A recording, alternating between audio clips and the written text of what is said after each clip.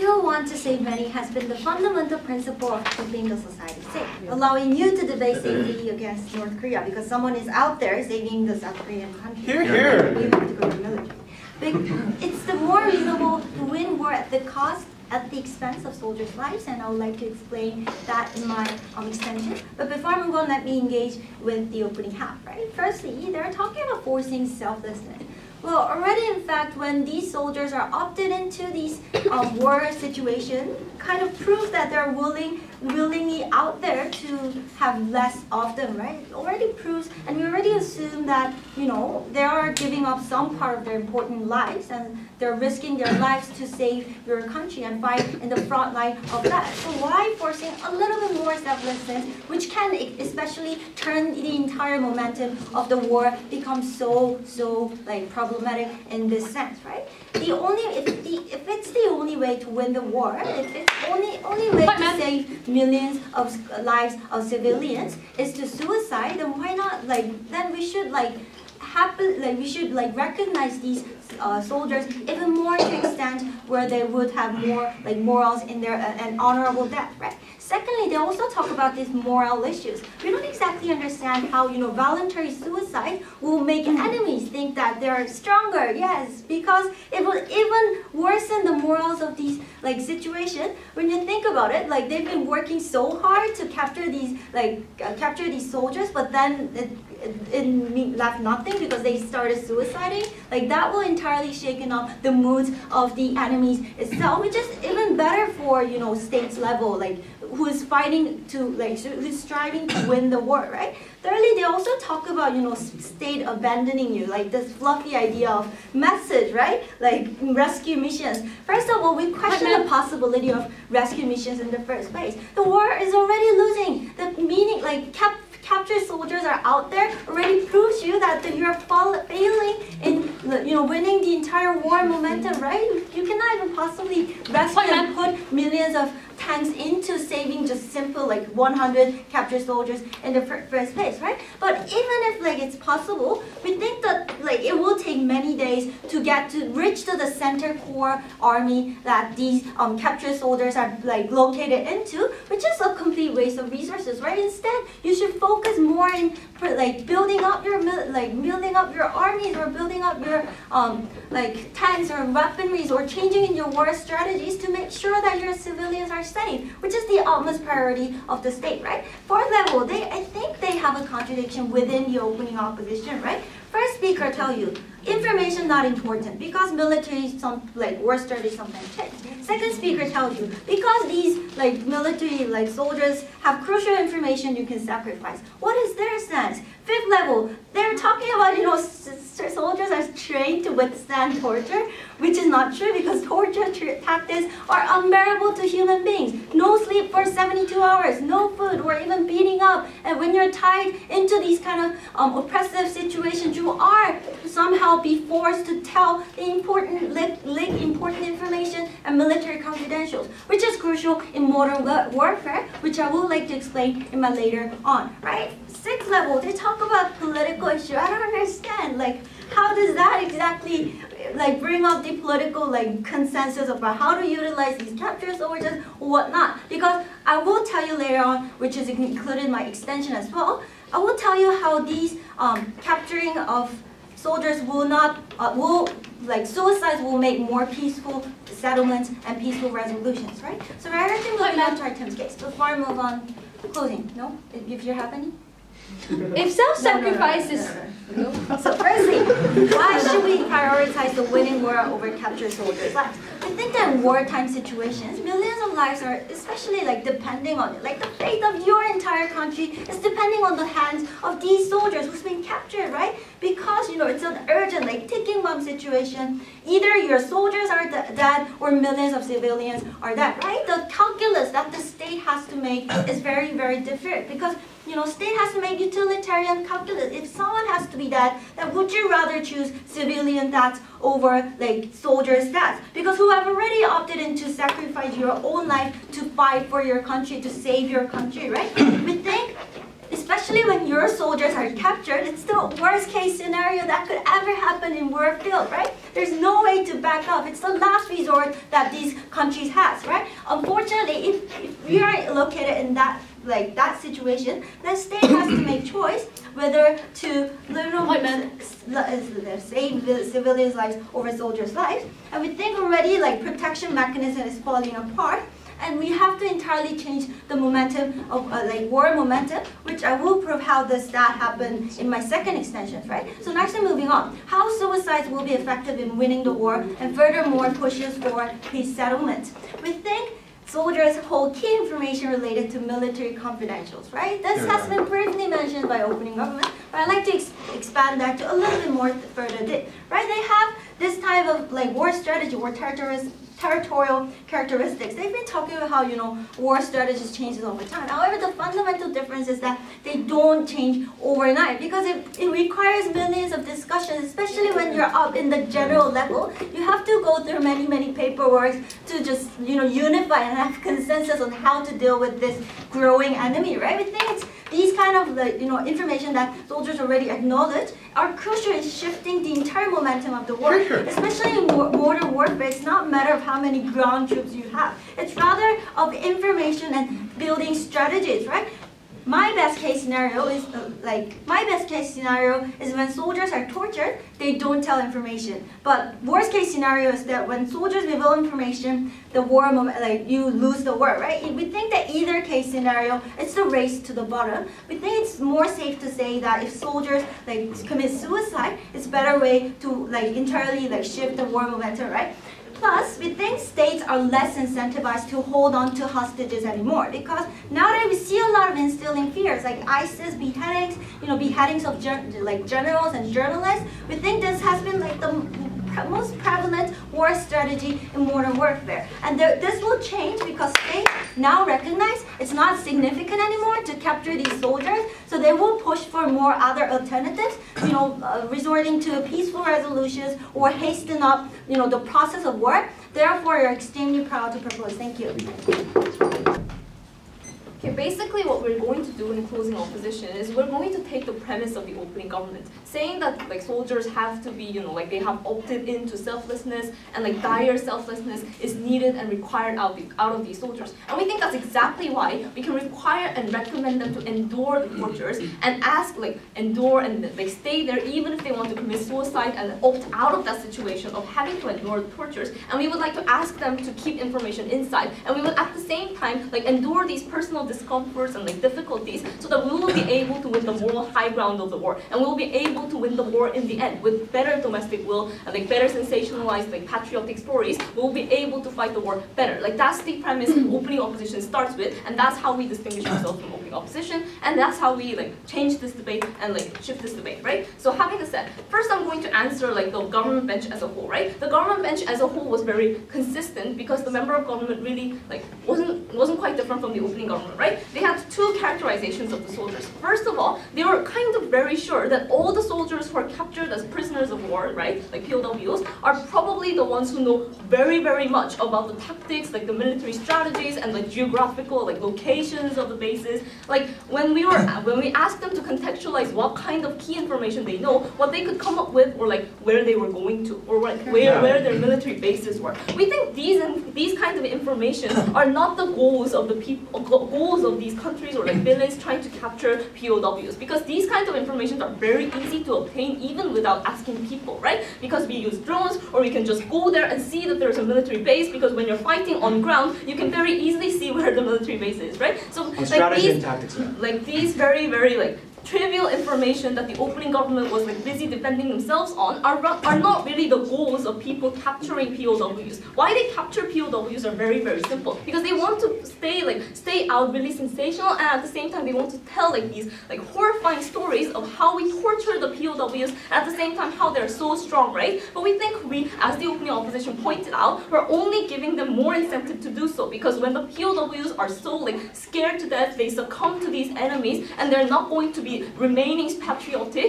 we think they win the war already in terms of like mental war and like symbolic war, because they're telling the citizens and the whole world that we're so like powerful that even the soldiers of probably the United States want to succumb to us, they don't want to fight us, and we're so strong like that. So we don't think like their characterization of why we actually capture these POWs are very, very wrong. These POWs aren't really captured like for information. But let's move on to their best case scenario, right? Their best case scenario is that some kind of like commanders and generals who don't usually fight on ground, right? Who don't usually fight on ground, who don't usually go into conflict zones. That's exactly why there's a very, very low chance of these people being captured. But they think their best case scenario is that these brains are moving into like POWs, like becoming POWs. First of all, that's exactly the reason why we need these brains back home, right? And that's exactly why we need a symbolic message that we've saved our heroes, that we've saved a very important person in our military, and tell our domestic people, hey, we've saved our hero, and that's exactly why our country is powerful and we have a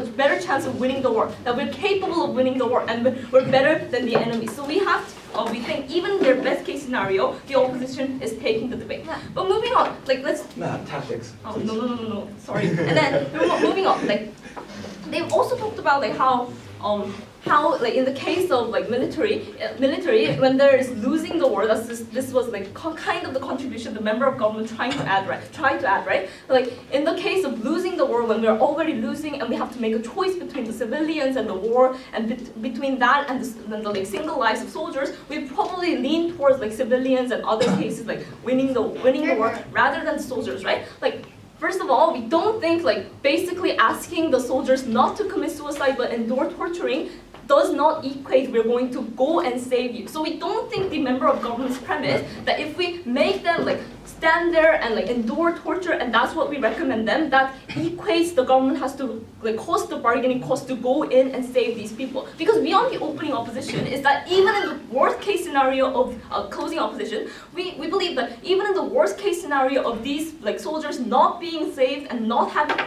like receiving the rescue missions, we think keeping them alive and showing media outlets of how these people are enduring these have benefits. So we don't think like the member of government's premise that we're always going to save them and we have to cost so much is really standing, because we don't think that's always the case, and we think there's a unique benefit of simply keeping these people alive and like not doing. Yes, closing. Why are you letting the enemy state to propagate at the exchange of torturing your own soldiers? Because we don't think, like, we want to send out the message that we are strong enough and capable enough, that our soldiers are brave enough and courageous enough to go through, like, all the villains torturing, and we're able to win the war because we have such brave and courageous soldiers. And at the same time, if rescue missions succeed in the best case scenario, we think that's the best case scenario, like the best for winning the war, because the domestic people and, like, the international society will clearly believe that we have the capability to win the war and a reason to continue the war. So having this said, let's move on to my unique contribution. Right? I'm going to talk about, as I've said in the opening speech, about like how this is in the end, like winning moral high ground for the country to continue to fight the war and win the war. Why is that so? Because we think, ladies and gentlemen, what's a very, very moral reason to fight the war and what's a very, very easy reason to win whole domestic support without political conflict is human life, is probably national security and security of people, right? So we don't think like countries are like really explicit in saying, I'm probably fighting this war for oil, I'm probably fighting this war for money, because we don't do that, because moral propaganda and patriotic propaganda doesn't work in those cases. How is that relevant to this debate? That's relevant to this debate because now, if the countries are saying, well, for like practical reasons, for money reasons, we can't save the soldiers and we're going to recommend the soldiers to commit suicide because we don't want to save the people of our country for many, many practical reasons. We think then the war, the image of war and the propaganda of war becomes something very, very strange and something that incurs domestic political conflict. Why is that so? Because now the domestic political population and the people who has to support the war believes probably the country is not fighting for the people. Probably the country is not fighting for the lives of the people, but maybe we're fighting for very, very practical reasons. But we think in this case, because important goal of human life life is no longer the goal and the image of the ultimate goal of that war, we think it becomes very difficult for the whole population to agree on or have an important political goal of continuing the war. And that's exactly why no more people would join the army or join to become the soldiers, because we think patriotic stories of heroes enduring tortures and the countries fighting for them is very important in recruiting new soldiers. So we think that's exactly why we will not be able to continue the war in the very long term, right? So we think in the long term, with more high ground and more incentives for people to join and idolize the war and glorify the war, we think it's very, very important that we require more selflessness. Thank you. Mr. Speaker, we think that the main problem of the opposition side is they're living in a very idealistic world. We get that they're both high school teens who must be optimistic because they're still young and go for a better future and bright future.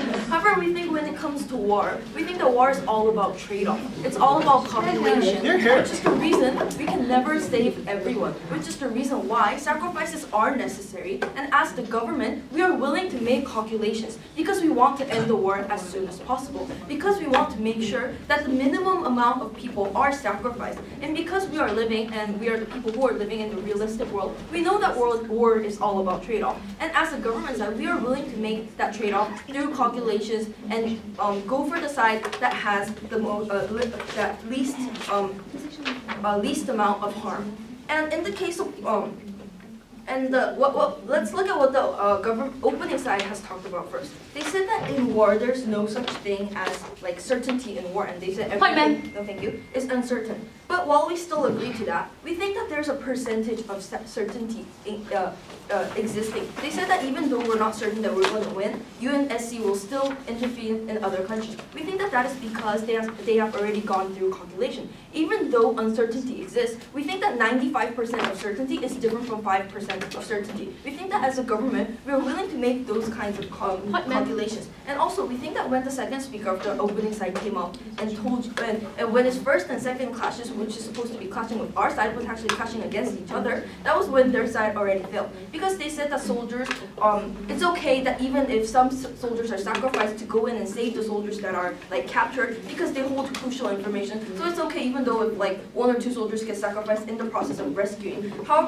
However, and then in the second class she said that the information is not important even if it's leaked because it's outdated anyways and it's not really important. So we don't know which class to really engage in. So let's just engage in both of them. First of all, they said that even though some soldiers get sacrificed in the process of rescuing, it's still okay because these people hold crucial information. First of all, we think that that is not true because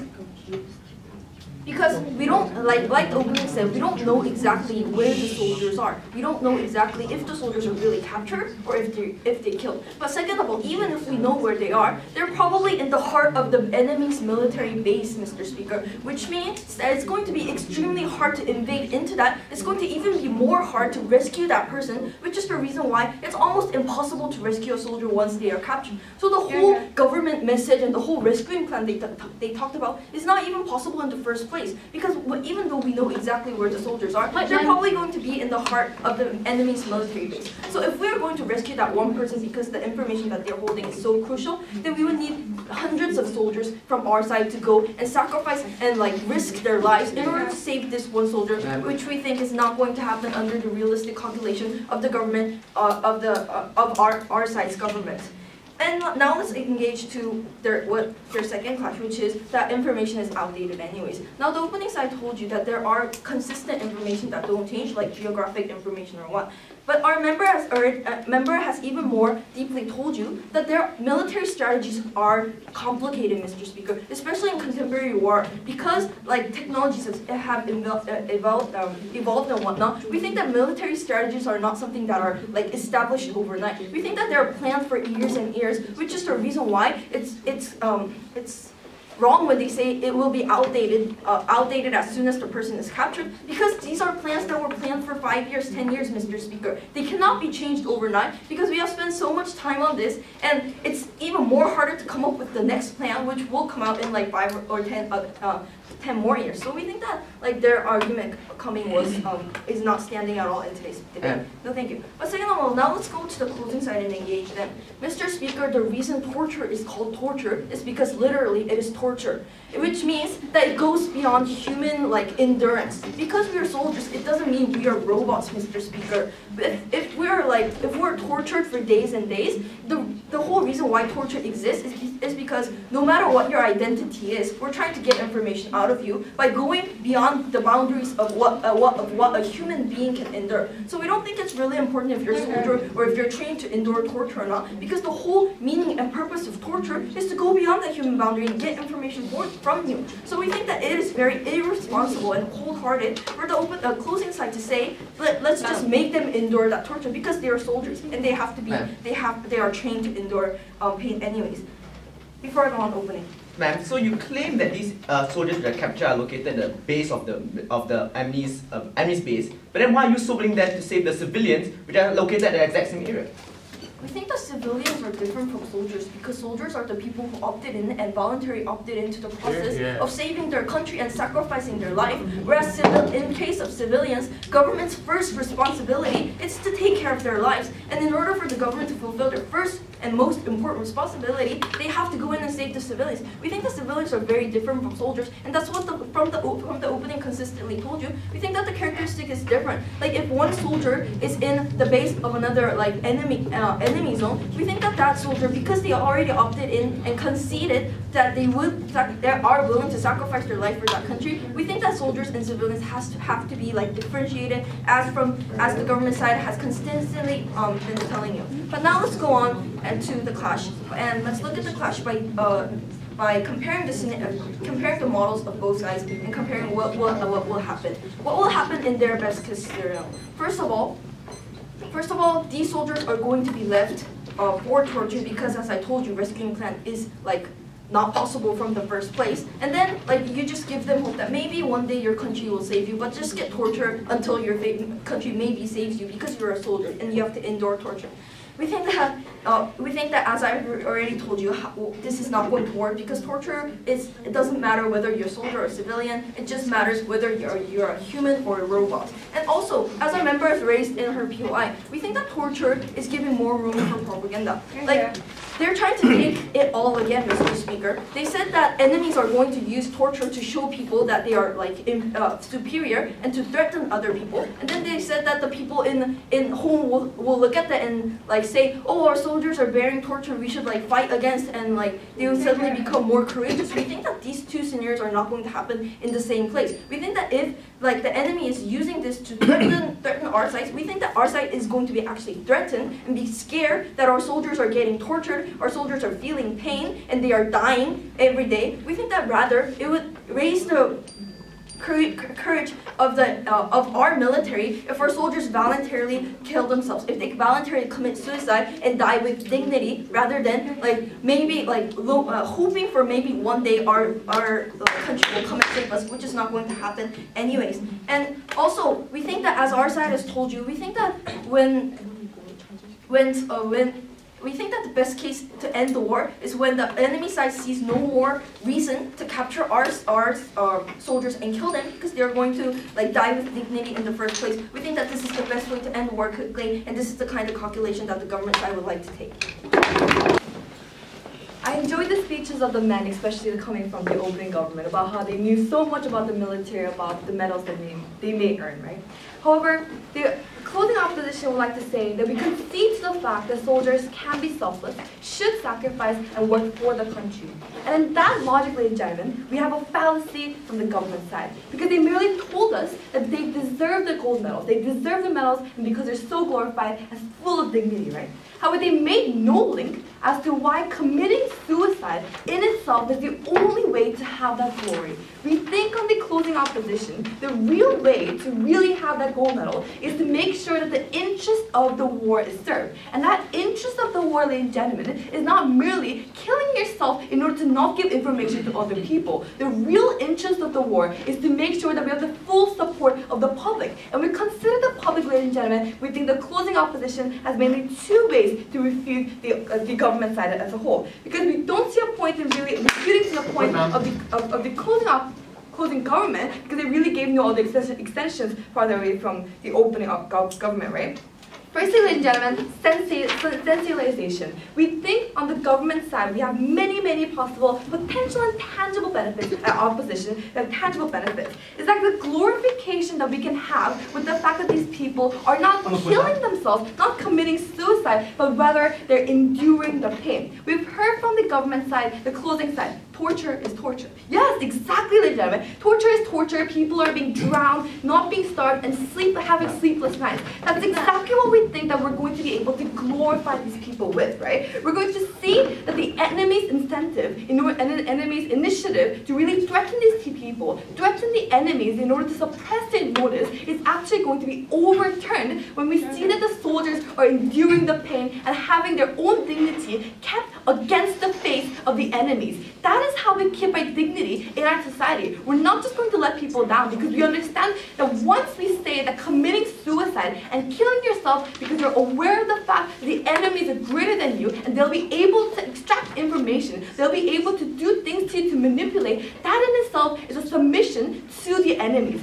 And therefore, when they simply say that these people have to submit to the enemies, we don't think they are able to give and earn the interest of the society. But secondly, ladies and gentlemen, another point that we must bring to the surface is about media outlet. We think these two extensions, glorification and media outlets, are two explicit, please sit down now, exclusive extensions that the closing opposition had. Why? We're going to explain to you that the media outlet is a form in which we can earn the most public support. Contrary to the painting and the illustration that we had on the proposition about these people who commit suicide and therefore will be able to glorify and the media will also cover them. On the other hand, ladies and gentlemen, that's a really naive point of view because what we see in the status quo is vastly different from the government bench. When we've seen in the status quo, continuously people are being captured, soldiers are dying, and we see videos being uploaded. What does CNN, BBC, and many other mediums do? They look into who are these captured soldiers, who are these people in veiled masks sitting down in front of the guns being pointed at them. We don't necessarily just abandon them, right? Because these people are captured soldiers where we're going to continuously investigate as to who these people are. And therefore, that particular sensationalization of this medium allows the public to see how immoral the enemies are. And when we have a certain enemy, ladies and gentlemen, and we paint them with the most immoral illustration and painting, that is when we have the most interest and support of the public. Closing. So how is media even functioning during wartime? And secondly, don't you think people will be shocked even more and mistrust the military when they see captured soldiers? Ladies and gentlemen, when we see that other enemies are pointing guns at you, you don't necessarily think that the government is not functioning or the government is not doing the best interest. Rather, the citizens understand that government cannot be perfect in every military situation. They know that the terrorist organizations have been going in and killing these people, and what they think on the other hand is the fact that the government has to do more things in order to tackle and bring down the enemies who are more immoral. And in that sense, we don't understand how the opposition's painting that the government will actually, the citizens will have more mistrust is actually even viable or realistic in the status quo. Now let's move on to exactly why those two extensions were most vital in this case. Because what we've given to you on closing opposition is the fact that we've been able to be selfless, we've been able to take the premise of the opening government about how it's selfless, but we've also given to you, even in the worst case scenario, even if these captives were to be forgotten, were to be abandoned and not be saved, we think that even in those areas, we glorify these people, we paint the most horrifying images of the enemies, which is how we paint the most immoral images of the enemies, and therefore we gain the public support. Let's move on to the second point in which you can also analyze what really deserves a medal, right? Then here we're going to analyze how exactly the whole utilitarian debate we had in the opening, about how the spreading of information, about how we have to prevent the tactics from spreading. We've heard from the opening opposition about how there is no information to give. That is true, ladies and gentlemen. We have Google Earth in order to go to other people. But moreover, I'm going to explain to you probably your POI, right? So even if there were no Google, even if you weren't supposed to see strategies and tactics, here's the problem with the government. Even if these strategies were not to be released, the fact that they succumb to the fact that they're uncertain about whether or not these captives are died or have committed suicide or still alive, the fact that we're uncertain about the status of these captives show that we have to change the tactics anyways, right? Which means that the whole utilitarian effect about how these people are going to be forced to change and coerced into changing their tactics, therefore losing so much of their resource, in itself is already a fallacy, because they're not going to be able to keep the strategies anyways, right? And therefore, when the closing and the opening succumb to the fact that they're uncertain about these slides, we here on team opposition is proud to say, you're out of order now, we're proud to say that opposition is the one that's much, much more utilitarian. And to close my speech, ladies and gentlemen, I'm going to tell you one thing. I'm going to tell you that in order to earn the respect of the people, the war cannot be for simply utilitarian issues. Once the war simply goes to say that we're going to sacrifice other people's lives in order to make sure that their own motives, like money or any other things, is going to be the most prioritized version, we don't think that the public will have the utmost effort. Because once the public sees that the war is incentivized to protect not the people, not the soldiers, but the other motives like money, we turn the public away. And in that sense, we're proud to oppose. Thank you.